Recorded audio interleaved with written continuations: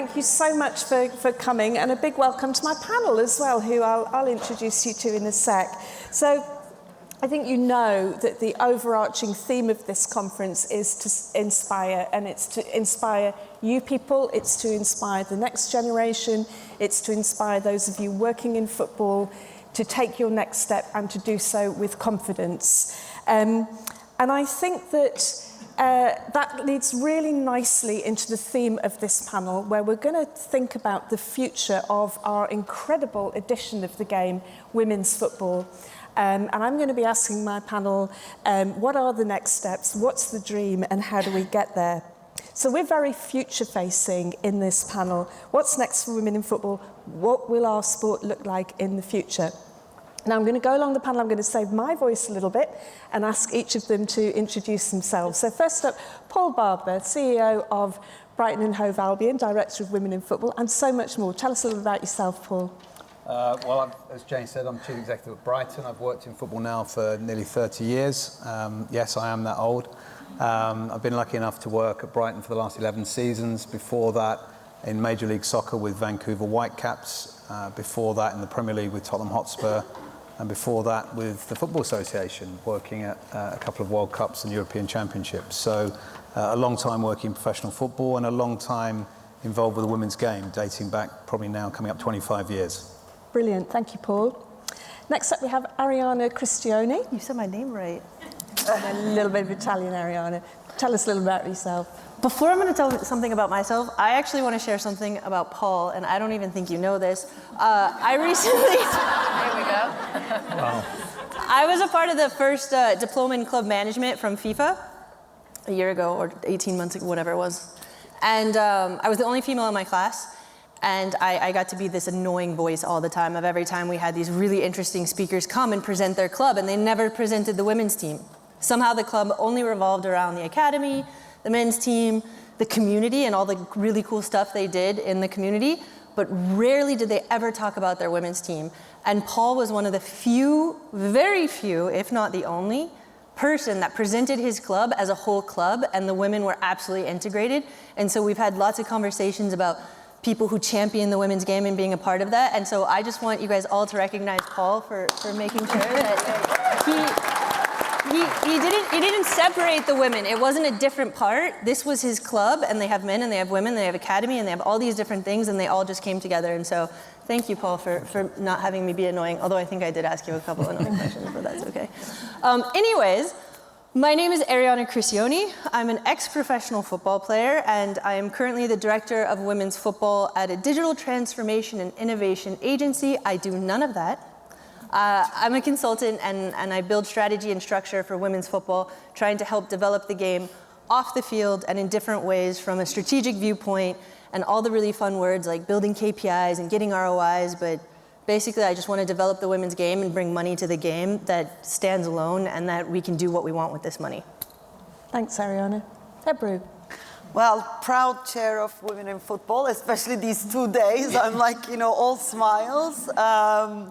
I've been in football for now 23 years, ex-investment banker.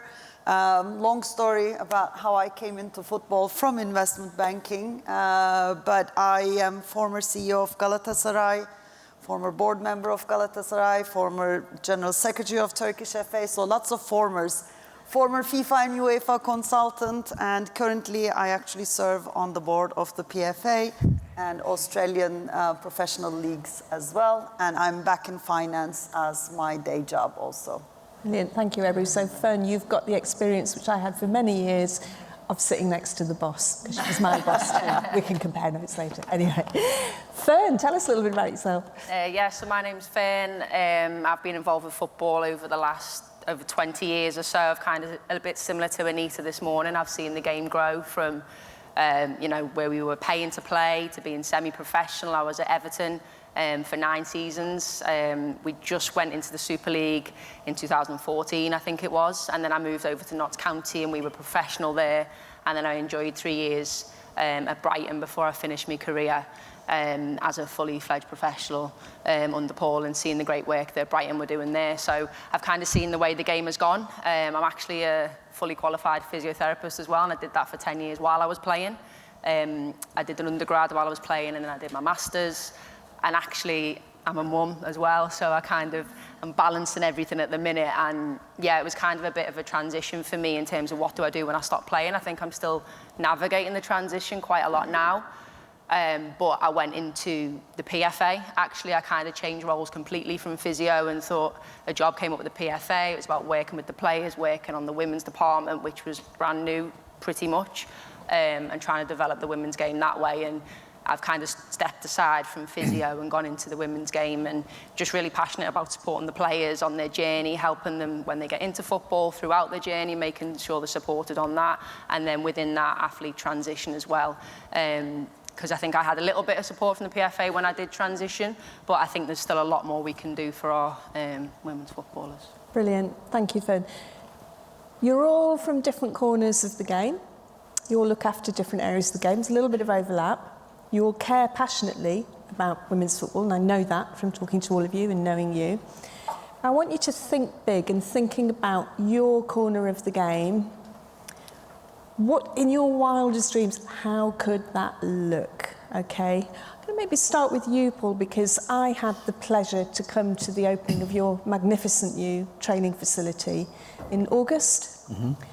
And to me, that was a symbol of the kind of investment that clubs are making to support their women's team. So just let's start with, how big do you think this could go? Where would you like it to go? What would you like the Brighton and Hove Albion ladies team to be, to do, to represent? Sure. Well, first of all, I think women's football is on a journey, and we have to accept that the journey at the moment is relatively early compared to the men's game. So there's going to be a bit of a lag, and we've got to just accept that and work with that. We've got to move at a pace because there's a lot of catching up to do. We all know that. Going back to my early days at the FA, working with Hope Powell, Hope used to bash my door down for extra balls and a few cones and bibs. And the men's team were flying first class to World Cups at that time. There was a huge disparity at that time, and to some extent there still is. And part of this journey is actually making sure that we can become sustainable as a sport, a division, if you like, of football.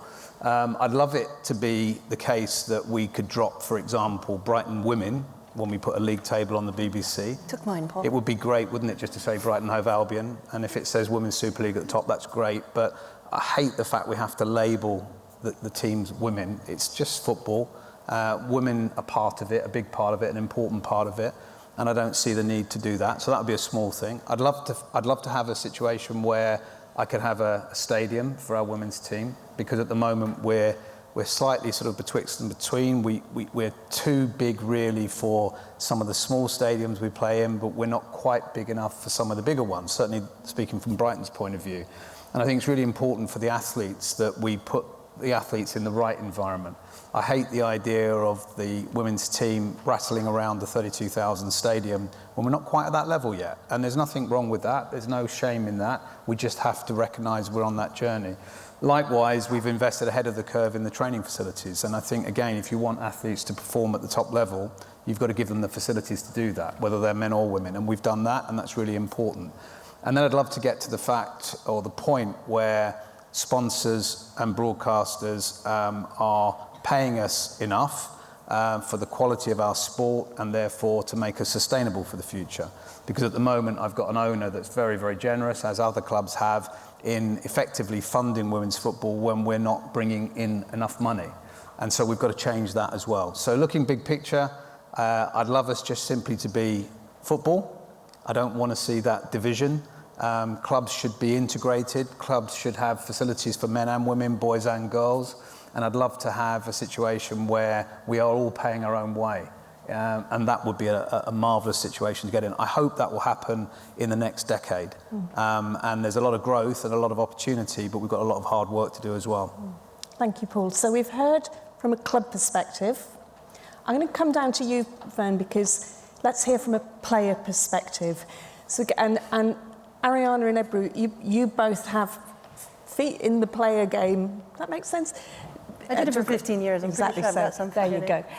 But let's speak to Fern first. From a player perspective, Fern, and when you think back to your playing days, when you look at how exciting the future could be, dream big. what would you like the world for an elite female player to look like in, say, 10 years? How would you like her life to be, her experience to be? I think just what you've just said, the word elite. I think we talk about the athletes as being elite athletes, but the environment that we're playing in sometimes isn't elite. You know, Paul alluded to it in terms of the pitch sizes and that type of thing, but I think in terms of the conditions that our athletes are working in, I'd love it to be parity from top to bottom. You know, we've had a really good conversation last week with Melanie Loopholes at Chelsea, and I was blown away by some of the things she said in terms of the support she had along her pregnancy and the 4 physios that she had working with her, and the different, someone who tracked her periods and someone who did this and that, and it was amazing, and I would love that. That would be my ideal for, you know, that model to be replicated across the whole of the league, that every player can have that support along their journey and just be able to play football freely and not have to worry about the off-the-pitch type of things. You know, is the physio good enough? Are the medical provisions good enough? You know, are we changing in the boys' changing rooms? That type of thing. So I think for me it would just be to make sure that we bring the top with the bottom, and that it's all parity across the board, to make sure that that elite mentality is throughout, and that the infrastructure is good and is solid for the players. Because I think the commercialisation is great, I think the sponsorship's great, and the broadcasting is great, but unless the players are actually getting treated great inside, from what we can't see, no one can see inside the changing room, only us as players know what it's like. And you'll still hear stories today about how things aren't good enough, or about, you know, how I've had to wait 2 hours for treatment because we've got a queue of 10 players for 1 physio, and that shouldn't be happening in the WSL now, when we've got Sky and we've got BBC and people broadcasting it. You still shouldn't be having these players and these little stories that you're hearing from players in the background. So yeah, it's that elite mentality for me. I think if we can get to that stage across the board for WSL, for Championship, then that's the dream. Do you share that dream, Arianna? I absolutely share that dream. I think that would be great, but I'm going to go a little off topic, so I just wanted to do... How many people in the room are not English or from the British Isles? Just put it up, be proud. Okay, thanks. There's about like 15 people, is that what you saw? No, more, I think. There was one, but she's gone home. She's gone back.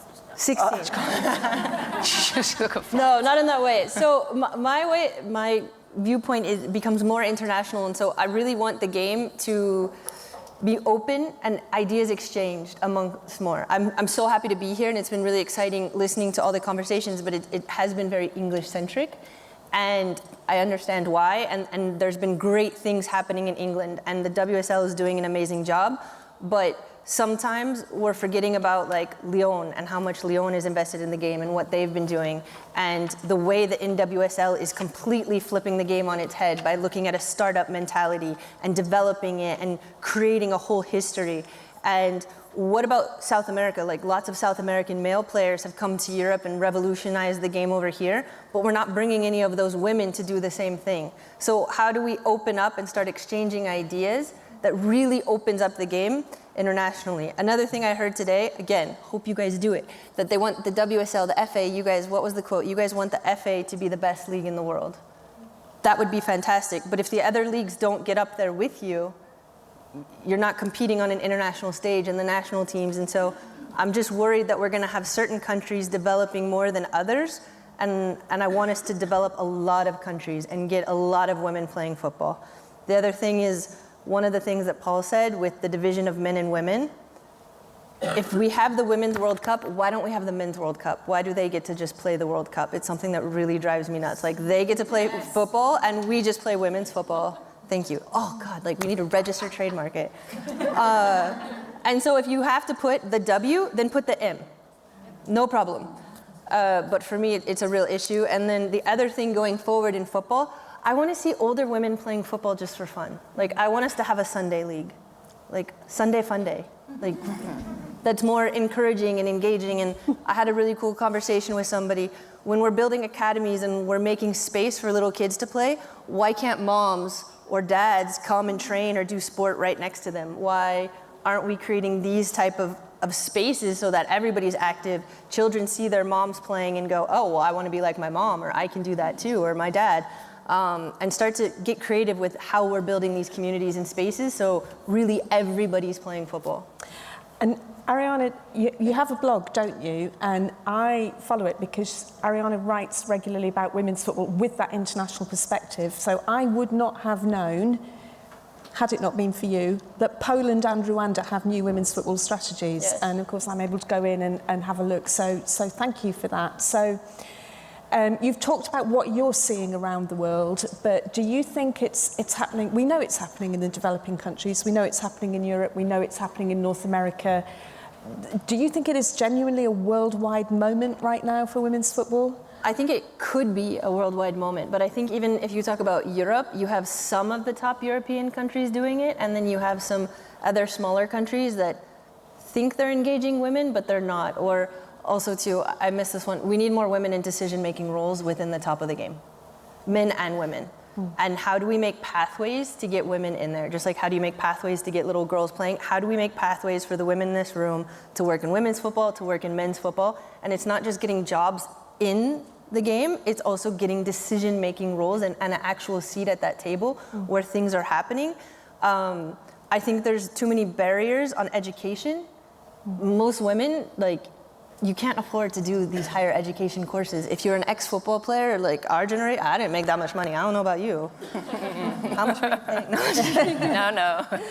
I don't have $8,000 to do a 1-week program. It's just not feasible even with my day job now. And so how can we start to lower these barriers that women can get the resources and education needed in order to get a seat at that table, put their elbows out, and express themselves from a lot of different ways. And so I think that these need to be broken down too so that we can get more women in the conversation. Thank you. Ebru, I think you have something to say on every topic here because you've been a club person, you work with the PFA, you too have an international perspective, and you're highly engaged, as I know, in upskilling and developing women. So Ebru, pick any topic from that lot you want and go. Tell us your dream, Ebru. I'll start with actually investment part because one argument that I don't really understand, and I respect everybody's view about, you can only spend as much as you make, but this is an investment period, right? Let's say we weren't in football. Let's say we were in the textile industry and we were looking to open a new factory or something. I mean, that owner is not going to say, okay, I can only spend as much money as I will make in year one. No, you won't make maybe money for 5 years, but after 5 years, are you going to break even? Do you see that potential? So, and many of the Premier League clubs I know are not making money on women's football. They're spending beyond their means. But still, for those of you who were here yesterday, sorry to be repeating it, but Deloitte Money League, study on the WSL clubs actually shows that compared to the men's revenues, women's teams' revenues are less than 1%, right?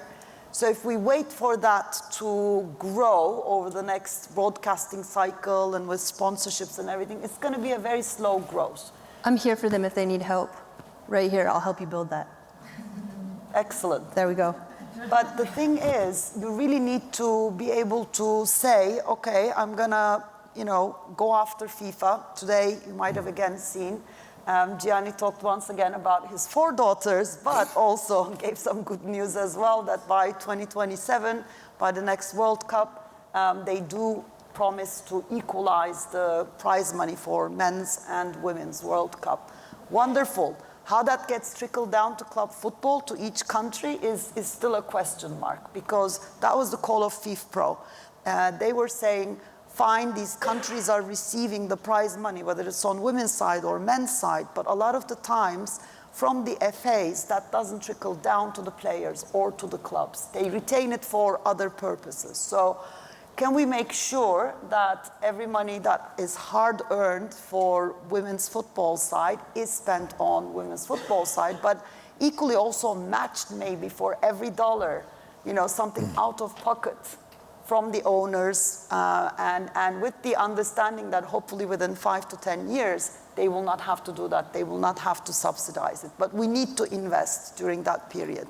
And what should it go to? Of course, the players are underpaid, but for me, I don't know what that physio looking after 10 people is being paid compared to his to her or his male counterpart. I was just right? about to completely So, agree with you. I mean, can we also make sure that the workforce working within women's football is properly resourced as well? That's also my dream, whether it's a physio or a coach or player care person or an academy manager or a referee, or a coach even. Yeah. Because the way, in the end, if a female coach for coaching a female team is getting a very low salary, they're not going for those top credentials. They're not going to afford an A license or a pro license. So we need to look at the pyramid as a whole with every person contributing to it. So my dream is a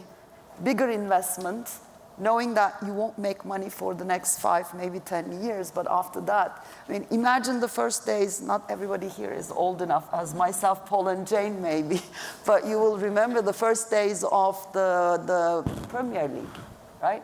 It started out very, very small, and look at where it has come now, but it took 30 years to come here. Jane, can I just say that Ebru's right. I mean, getting ahead of the investment is really important. For me, it starts with the product, and we've actually got to make sure the product is the best it can be. The product's the best it can be, you've got to support the product. So you've got to have infrastructure, you've got to have training facilities, you've got to have medical staff to treat the players, you've got to have top quality coaches. So, we've taken a view at Brighton to try and just get ahead of when we know the revenue will start to come in by trying to prepare, as we did with the men's team, all the infrastructure, the quality of staff, hiring the best people that we can on and off the field to improve the product. Because if the product's good, the broadcasters will pay for it. If the product's good, the sponsors will want to be part of it. If the product is good, the best players in the world will want to come here to be part of it. So there has to be a start somewhere, and you have to put a stake in the ground, and that's what we've done. And we know we're not going to make any money from women's football for quite some time. And that's okay, because as I said earlier, we're on the journey, and the journey is really, really important. And the men's game has been on that journey just 100 years ago. It's the same. The Premier League 30 years ago, 1992, the Premier League started a different journey. And the women's game is just simply now on its own journey. And there is nothing wrong with that. But what we can't do is we can't get too far ahead too soon, because we don't want to put off investors like my owner coming into the women's game. We don't want to put clubs off from actually getting actively involved. For me, every club in the country should have a women's football and girls' football operation. We're not there yet, and we're not there yet because some are quite frightened of the implications of that, the cost of that, the challenges of that. Where do you put the women's and girls' operation? We started at our training ground by putting the girls' team in with the boys' team, as Fern will remember. And, 14, 15-year-old boys are a pain. They push open the door of the changing rooms and the girls run for cover, and I don't blame them. There's a whole range of challenges like that. So you have to work in a football club to overcome them if you want women and girls football to be as important as men's and boys. And eventually that leads you to a separate training ground. Eventually that leads you to a stadium that is fit for women and girls football. Ultimately, hopefully, having one stadium for both teams, which is full for every game. But it's part of the journey. I'd like to come to Fern because she's been. I've been saying. I've been working at I've been like that. From a player perspective, from what you've heard, how does that resonate with you? And I want to get on to certainly what I see as some of the difficulties right now that we've got to solve for players. If we put players at the heart of everything, I personally think we should. Mm-hmm. I think it's a partnership with the clubs, with the governing bodies. What have you heard so far? What do you think about what you've heard so far? Yeah. And then I'm going to come back to you and ask you about what I think some of the problems are. No, I completely agree with what I've heard so far in terms of that investment, and it's investing in the players, and it's not necessarily, it is the money in their pockets, don't get me wrong. They should see the financial remuneration of it. They should see the benefits of the work they're doing 100%. But again, it's investing in the infrastructure around the place. So what you were saying about salary and stuff like that of staffing, I completely agree, because would you see a male doctor come and work in the female game and get a similar salary in the female game, or would you get a male physio come over and work on the women's side and get the same salary? Or do we demand the same experience for the women? Do we say, oh, actually, you've worked pitch side, you've done a little bit of this. Yeah, come and work full time as head of physio in the women's game. Are we shortchanging the players a little bit in that essence? Because actually, no, they're not going to get paid the same. So you're not going to get the calibre of people going for these jobs within the women's game. I don't think. Maybe we'll see it a little bit as the game grows and more money goes into salaries in the women's game. But I think that's going to have a knock-on effect on the players in terms of, as you say, on the product and things like that, and on the service provisions that they're getting, because actually you're going to get someone who maybe is coming out of university and has maybe got a year or two experience, and then they're going working full time with a women's professional team and dealing with rehab of 5, 6, 7 players with quite complex injuries, and not just the injury side of thing, the mental health side, the well-being side, that side I think is massive. Like, clubs should have psychologists in place. Sorry, you're trying to speak. Yes. Is this one okay? Thumbs up from the back. This one's okay? Thumbs up, brilliant. Welfare, that was actually going to be my next point, player welfare, because I sometimes wonder if we've got this wonderful fairy story that's happened, particularly in this country, and I take Ariana's point about not being too UK-centric. Look at us, we won the Euros right here. But at the same time, we have heard from around the world of real trauma being inflicted on players. It happened in the USA, it happened in Canada, it happened in the Netherlands. Sorry, we'll go again. Any better? Yeah. Great stuff. So, talking about trauma, there's been real trauma now being uncovered. And what we've seen is systems that fail to respond and were willfully blind to that trauma. And I sometimes wonder, like, we think we're doing good, right? We all think we're doing good. But really, how would we know if our players are thriving? I think it can be very glossy on the surface sometimes. It's a shiny new product. We're throwing all this money into it. It's great, but we really need to put that money towards the players and their care and their well-being and their mental health and their welfare, because it's a difficult world to navigate now. As you say, it's accelerated so quick that these players are having to adapt with that as it's going so quick. So all of a sudden your day off isn't your day off. You're getting demanded to go to a media thing, you're getting, commercial, now you're a product. Oh, can you do something on your TikTok? Can you get us some promotion for a game? We're demanding of all these players. So we need to make sure that we're giving back to the players just as much as, we're asking them to give up their time, we're asking them to give up themselves, let's say. We need to make sure we're supporting them on their journey in whatever aspect it should be. And I think mental health and well-being is a massive one for me. When I was a player, I did struggle at times, mainly through injury, mainly through, I got injured in the 2012 year, so I was in the 30 squad before 2012, and then I had to get an operation the month before, and then I was navigating that, how do I return to play? How do I then find myself? I might never play for England again, so actually I need to find something else. And it was always having that, and I think for me it's about giving that to the athletes now that are playing, and we spoke about it a little bit before about dual careers and stuff. I think that's still massive, and I think we should really still try and implement that into the players, that they're always prepared, because yes, they can think, I spoke to a couple of them, they go, oh no, I don't want to talk about that now, I'm playing pro. I've got boot deals, I've got this coming out my ears. But actually, an injury can happen just like that. It's not just, you transition in 10 years and we'll support you through your transition.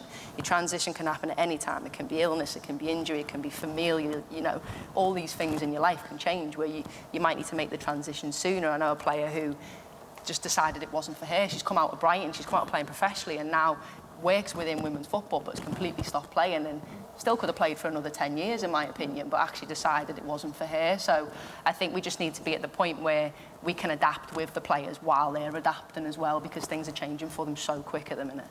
But I think, there's something also interesting, though, that you can't talk to a player about the transition because they never want to stop playing. And you can't really talk about injury because, knock on wood, can't happen to me. So bringing in the international perspective of, in the United States, we go to top universities, while we play top-level football, sports, all of it. Our best athletes in the United States, Serena Williams, Tom Brady, LeBron, they all have entrepreneurial endeavors next to playing. Not when they finish their careers, but right now, because they're at the top of their game, their names are big, they can do a lot of stuff. So in the women's game, because a lot of players, our generation, studied and did a lot of stuff because we weren't making money, we need to keep that in the game, and the clubs need to be able to give players the opportunity to continue to study or learn hobbies or different vocations that aren't necessarily, okay, this exact path of university and going this way, but what can you do? Because players play better when their whole life isn't wrapped up just with football. If you can step away from the field and go do something else, if you had a terrible training, you're gonna feel better the next day and you're gonna come back. When you went and worked at physio, I'm sure you trained better the next day because you weren't like, oh my God, what did I do? What did I do? Talk to real people who aren't just involved in the football. Exactly. They've actually got life things going on. It's like, 100%. actually, my problems aren't Yeah. deep. And they're just like, oh, you've got a game? That's so much fun. Yeah. Okay, thank you. Let's, I'm going to raise the J word, Jeopardy, okay? And I want to talk about our competitions. We'll start with the WSL, but I think the point also applies to things like the Euros, the World Cup, Club World Cup if it happens.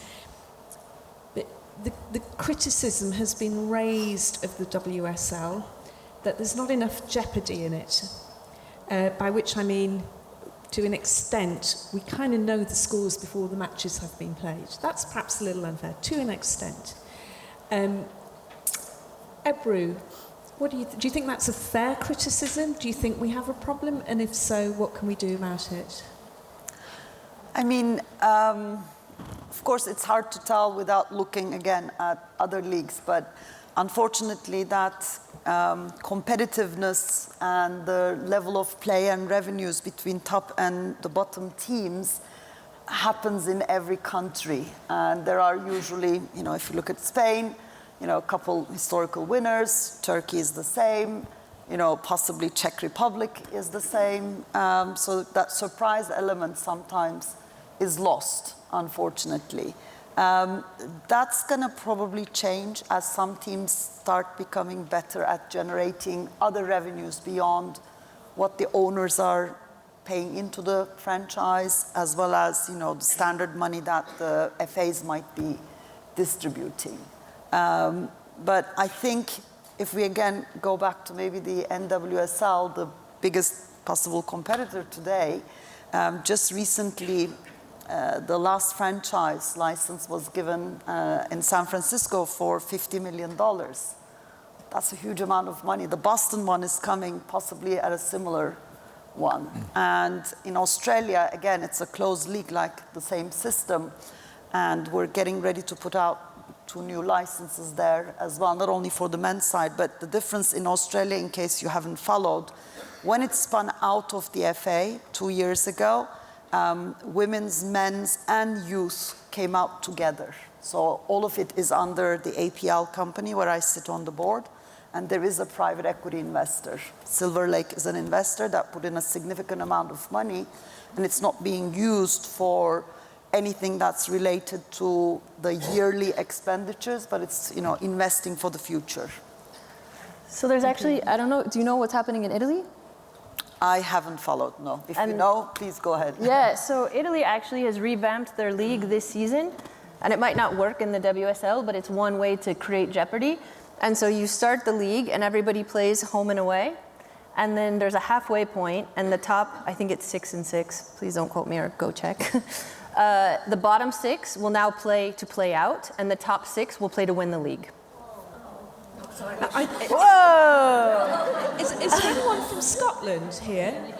That's how they do it in Scotland as well, isn't it? Yeah. So it's just a new way to look at it and getting creative, because they actually did it for the broadcasters, that now every game meant something. Whether you were playing out or playing up, you have something on the line, rather than going into the end of the season and you have those middle teams that it's not really going to make a difference. So it's gotten more exciting. So, and it's, I think, a critical point about women's football, that we hear a lot about the values, and it's very inclusive and it's family friendly and all of that is true. But one thing I think we sometimes overlook is that it is an innovator and a disruptor, and we should all feel the power of that. We are here, ladies and gentlemen, you know, we're here and we're doing it, and we're knocking on the door saying, hello, we can do this differently, and I think that's a brilliant example. But Paul, you are running a club, you have a men's team in the Premier League, you have a women's team in the WSL, and you're in it to win it, right? You're not just there to... Yeah. And I'm feeling jeopardy right now. We're one off the bottom. So, yeah, trust me, that's jeopardy. I mean, jeopardy comes in lots of forms, and you know, when I talk about the product, it isn't just about the quality of the players, it's about the quality of the league.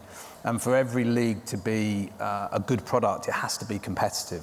there has to be some competitive balance. And you know, I've been in football all my life, you know, from being a failed player and a failed coach to what I do now. And there was never any fun in losing or winning 7-0.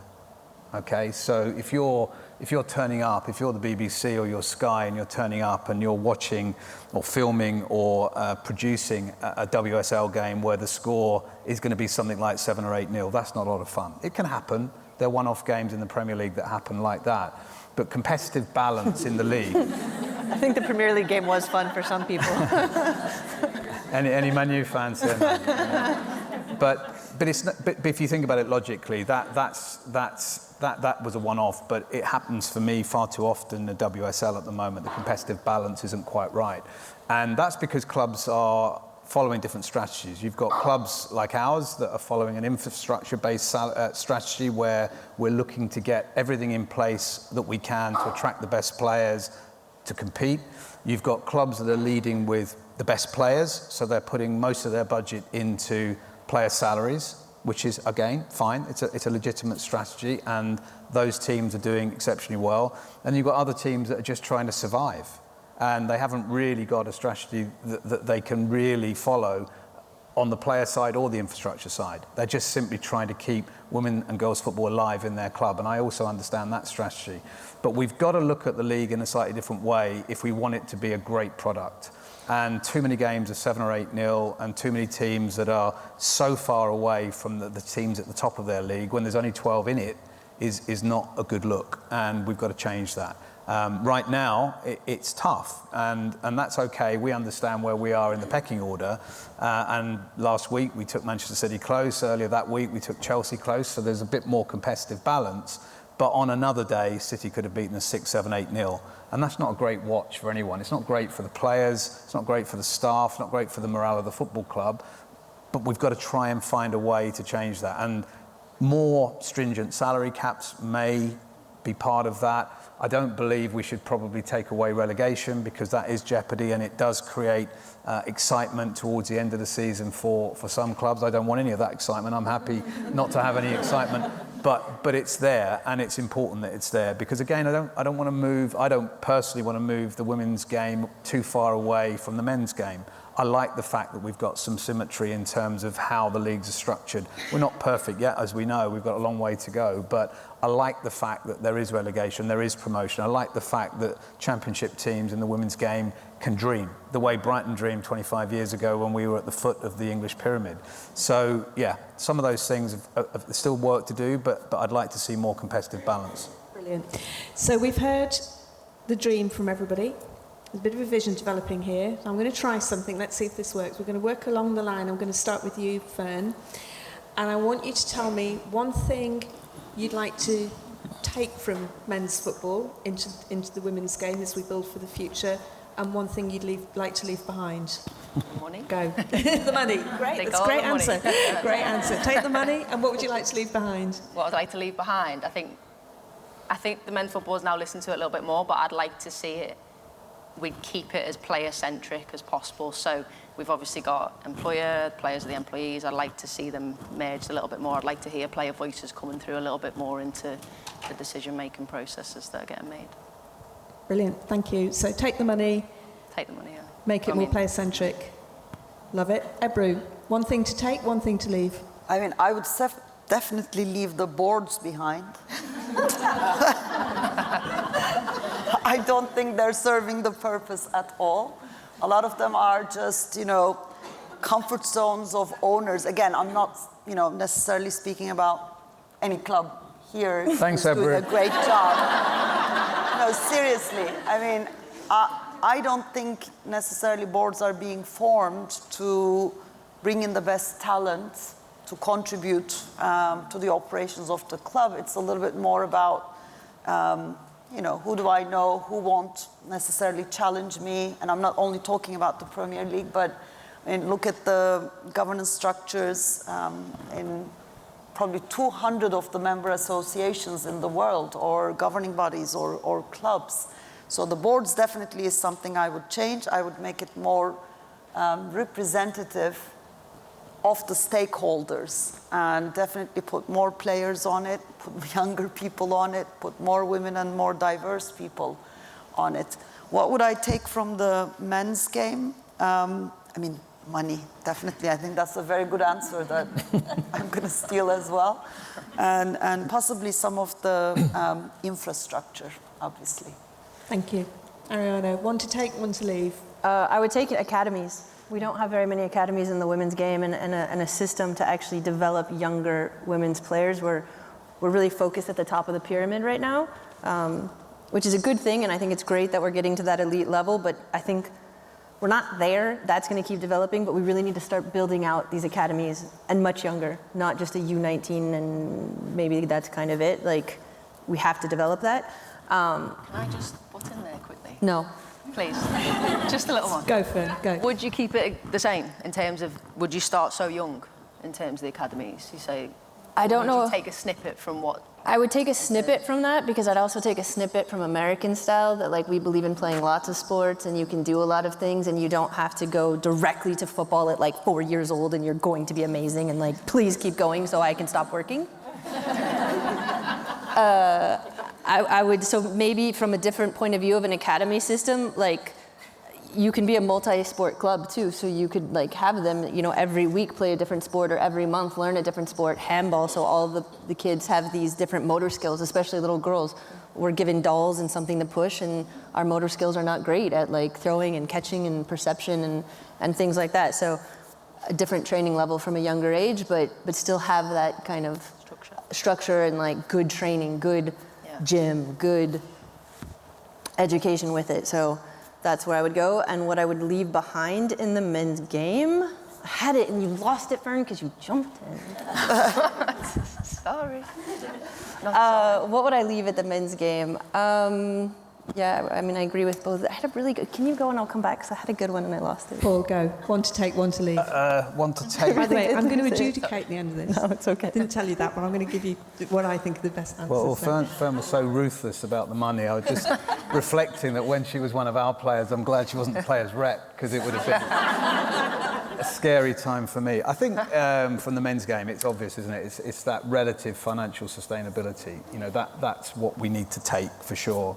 I'd like to sort of twist the answer a little bit on what would I leave behind in the women's game, and that is a sort of almost a lack of confidence. I think sometimes the women's game apologises too much. I think sometimes the broadcasters are guilty of that a little bit. You know, sometimes the players when they're interviewed, sometimes the coaching staff. I think you've got to be confident in your product. Oh, we're too thankful. There's so many fantastic athletes in the women's game. One of the best games of football that I've watched in the last 12 months was England-Spain at the Amex. It was one of the best games of football I've seen for such a long time. And it's not just because it was at our stadium, it's not just because it was England, it's not just because, you know, it was on the way to winning the Euros. It was just a fantastic game of football. No apologies, no inferiority complex, 22 fantastic athletes, playing to the death, fantastic broadcast production, great crowd, everything about the game that we would say we would take from the men's game. And it was there. It's a women's game. And it didn't need England women and Spain women. It was just England v Spain. And everything about it was top quality. And I'd like to see that grow, and the women's game grow in confidence from occasions like that to happen just every week. You know, we celebrate the men's Premier League, if I call it that, every single week. Sky tell us how wonderful it is. We've got to start saying how wonderful the Women's Super League is.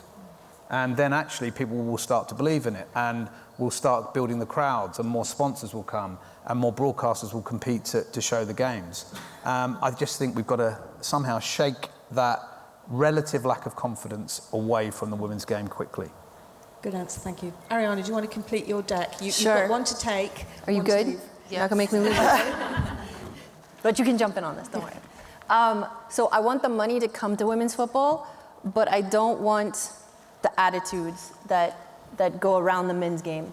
And not necessarily the male players, but also the people that work with the male players, about putting them so far apart, or they're so far above everybody, like the staff can't talk to them, or certain people, we have to keep them away, or they have to fly first class or private jet when you could take a train in an hour, and like the environment and a whole lot of other stuff. So I want to bring money to the women's game, but I also want to keep our feet on the ground, and we can make money, but we can still work on the side and learn to do something, and it's not all about how much money we're going to make and how amazing we are now, and I never have to do anything again. Thank you. So I said I would adjudicate. So, but it's not so much an adjudication, it's just a personal take and some of the things that resonate with me. My take would be academies. I'm privileged, and it is a privilege in my non-women in football life to do some work with the male professional academies. And I think English football, again, I'm being a bit English-centric, but to be fair, when you've spent £2 billion over 10 years on male youth development across 92 clubs, you're entitled to be. I don't know if you'd agree, Paul, or we probably have people who work in the academies in the room. Just put your hand if you work in the academy system. Confidence, guys. Paul just told you, raise your hand. I think we've created something magnificent, as we should, because at the heart of what we do are children, and they are owed the best experience. And I would love to see, listen, we're dreaming big. Yes, I'd love to see £2 billion over 10 years come into women's youth development, and maybe one day it will, but I'd love to bring some of that. So that's my take.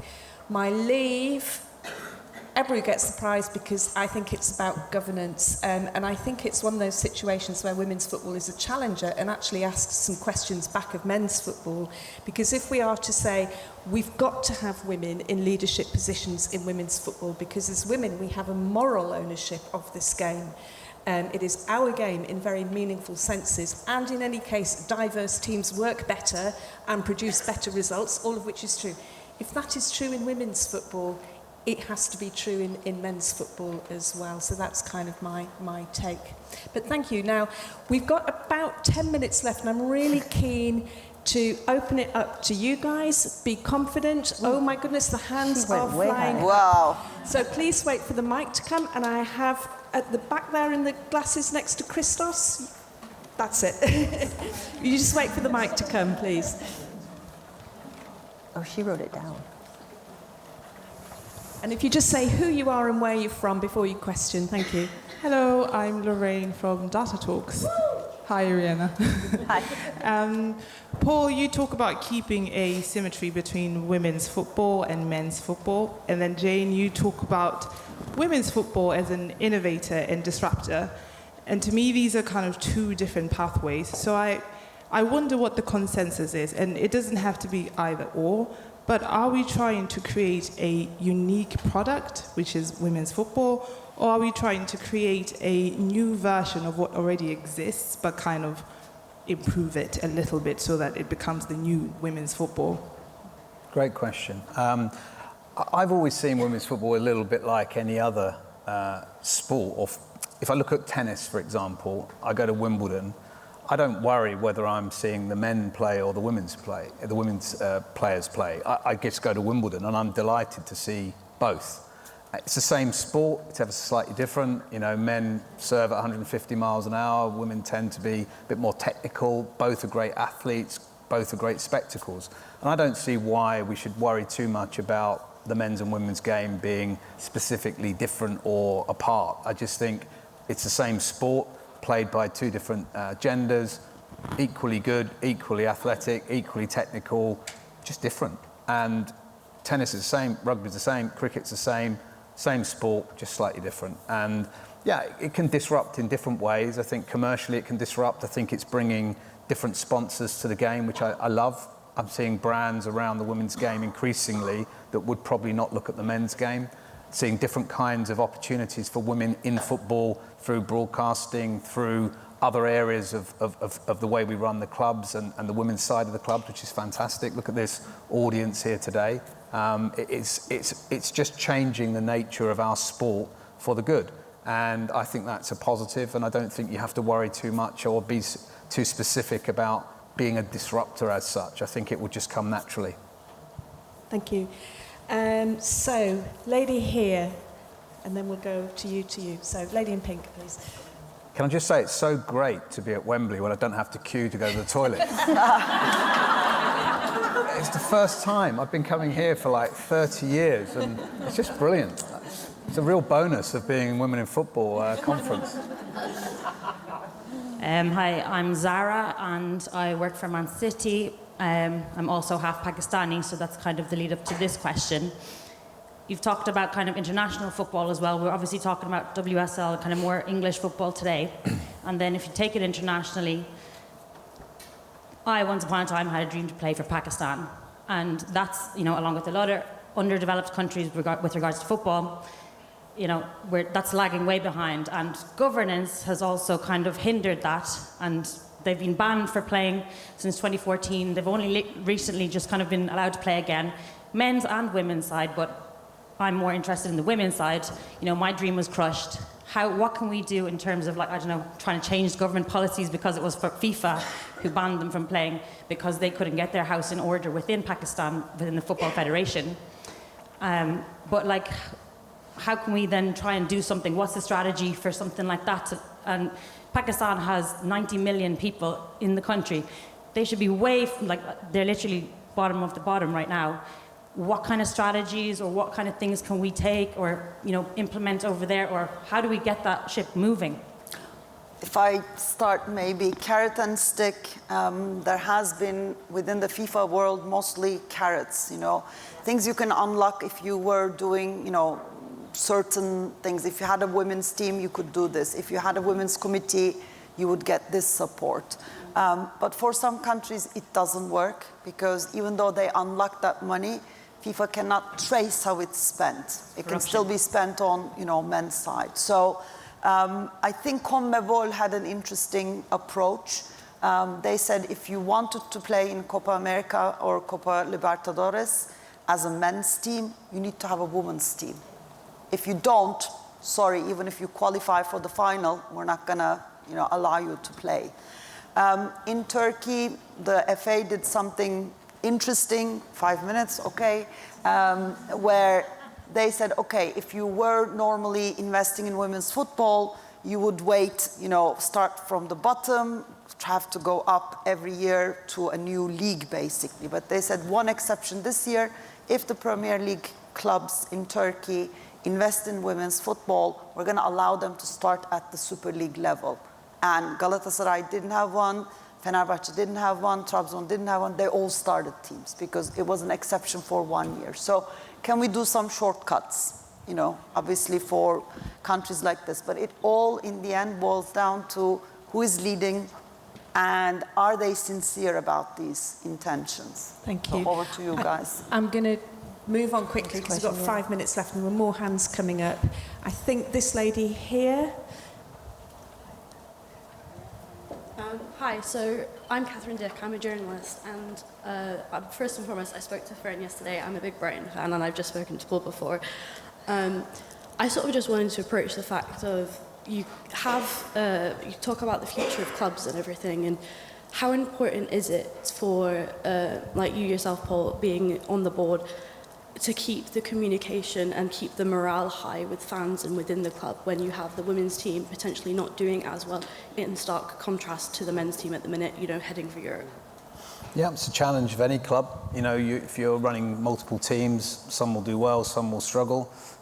Still got to carry on being open and transparent with the communication, keep encouraging the support, and you know, the women's team need it right now in the way that the men's team doesn't, but that can quickly change in football, as we know. So yeah, I think it's just a question of carrying on doing what we're doing and keep encouraging the audiences and keep encouraging the support for the players and the staff to do the best they can do. Thank you. Lady here's had her hand up for a while, and then I'll again come round if we've time for more. Hello, my name's Nia Wynne-Thomas. I'm the senior producer for the WSL at Sky. We think we broadcast a brilliant product in the WSL, and we also show the Championship. I don't want to be a downer on the game, but at what point do you think that we'll start to see professional referees in the game? Because I think, to your point, Paul, we don't want to see 9-0s and showing that, but also I just think we're beyond the point now where if we are apologising for referees' mistakes or having to explain things, and Fern's been on the other end of that, is that the next step now for our league here in the UK? Yeah, sorry, and just take this one because it's something I am passionate about. I mean, in the men's game, we've got similar challenges. Let's first of all say that, you know, the quality of refereeing and the depth of talent in the refereeing community is not as good as it should be right now. And that has moved across, of course, to be an issue for the women's game.